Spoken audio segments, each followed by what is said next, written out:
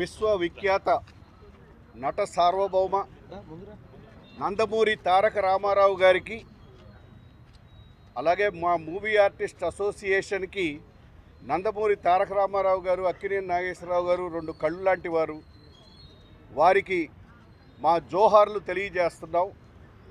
తెలుగు జాతి ఖ్యాతిని ఒక్క తెలుగు రాష్ట్రాల్లోనే కాదు, ఒక భారతదేశంలోనే కాదు, ప్రపంచవ్యాప్తంగా తెలుగు జాతి ఆత్మగౌరవాన్ని, తెలుగు జాతి ఖ్యాతిని చాటిన గొప్ప మహనీయుడు నందమూరి తారక రామారావు గారు.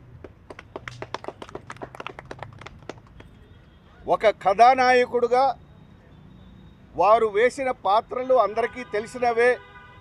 వారు రాముడు వేస్తే రాముడు ఇలానే ఉంటారు, కృష్ణుడు వేస్తే కృష్ణుడు ఇలానే ఉంటారు, దుర్యోధనుడు వేస్తే దుర్యోధనుడు ఇలాగే ఉంటారా, కర్ణుడు వేస్తే కర్ణుడు ఇలాగే ఉంటారా అని వారు ఒక కథానాయకుడిగా చేసిన పాత్రలు ఈ రాష్ట్రంలోని తెలుగు ప్రజలు, ప్రపంచవ్యాప్తంగా అందరికీ తెలుసు.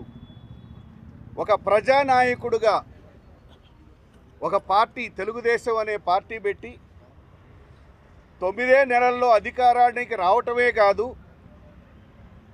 ఇంతటి ఆదర్శవంతమైన ముఖ్యమంత్రి మరొకరు ఉండరు అని వారు చేసిన పథకాలు కానివ్వండి, ఎన్నో వందల పథకాలు పేదల పట్ల, బడుగు బలహీన వర్గాల పట్ల ప్రజల్ని చైతన్యవంతం చేసి, మహిళలకు సమాన హక్కులు కల్పించి వారు చేసిన పథకాలు కొన్ని వందలు వేలు. నాకు తెలిసి వారు బహుశా ఫిల్మ్ ఇండస్ట్రీలో డబ్బులు సంపాదించిందే కానీ ముఖ్యమంత్రిగా ఒక్క రూపాయి కూడా సంపాదించని ఇటువంటి గొప్ప ముఖ్యమంత్రి మరొకరు ఉండరు అని అంటే చాలా ఆదర్శవంతంగా ఉన్న ఎందరో గొప్ప ముఖ్యమంత్రుల్లో వీరు కూడా ఒకరు. అలాగే ఈ వన్ అండ్ ఓన్లీ అలాగే ఈ రాష్ట్రంలోని ప్రజలకి ఎప్పుడు ఏ సమస్యలు వచ్చినా ఆ సమస్యల పట్ల స్పందిస్తూ వారిని చైతన్యవంతం చేసి నిధులు సేకరించడం కానీ, రాష్ట్రానికి ఉపయోగపడటం కానీ, మరి ఇటువంటి గొప్ప మహనీయుడికి భారతరత్న ఇవ్వపోతే భారతరత్న అనేది ఎవరికి ఇస్తారు?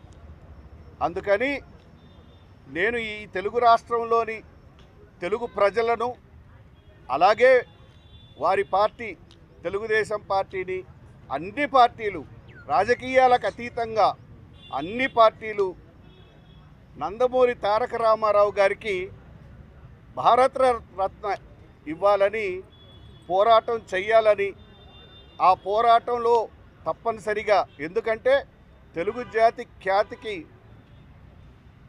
దశదిశలా వ్యాపింపజేసిన వ్యక్తి, వారికి భారతరత్న ఇవ్వాలని కోరుకుంటూ దానికోసం మనందరం కలిసి పోరాటం చేయాలని చెప్తూ సెలవు తీసుకుంటున్నాను. నందమూరి తారక రామారావు గారు తెలుగు వాళ్ళందరికీ అన్నగారు. ఆయన నిర్మాతగా, దర్శకుడిగా, నటుడిగా చేయని ఎక్స్పెరిమెంట్ లేదు, తీయని సినిమా లేదు, తీయని కథ లేదు.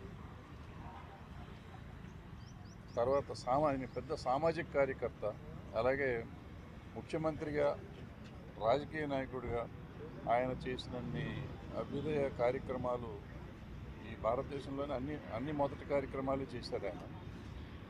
ఇలాంటి మహావ్యక్తి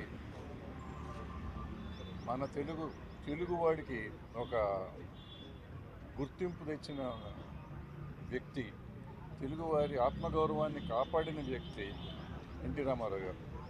సో అలాంటి ఎన్టీ రామారావు గారిని మనం ఇట్లా ప్రతి దానికి, జయంతికి, వర్ధంతికి గుర్తు చేసుకోవటం కాకుండా ఆయన్ని ఆదర్శంగా తీసుకోవాలి. ప్రతి సినిమా వాళ్ళు, సినిమా ఇండస్ట్రీలో ఉన్న ప్రతి వ్యక్తి ఆయన్ని ఆదర్శంగా తీసుకునే ధైర్యం ఉందా అసలు ఎంతమందికి ఉంది? ఫస్ట్ అలా ధైర్యంగా ముందుకు వచ్చి చేస్తే ఇండస్ట్రీ బాగుంటుంది. అలాగే రాజకీయ నాయకుడు, ప్రతి రాజకీయ నాయకుడు ఆయన ఆదర్శంగా తీసుకుని ఆయన ఆశయాల్ని ముందుకు తీసుకెళ్ళడానికి ప్రయత్నం చేస్తే, అంటే ఎన్టీ రామారావు అంటే స్వార్థం లేని మనిషి. అదే స్వార్థం లేకుండా వాళ్ళ రాజకీయం ఎవరన్నా చేయగలరా? చెయ్యాలి. చేస్తే దేశం బాగుపడుతుంది, మనం బాగుపడతాం.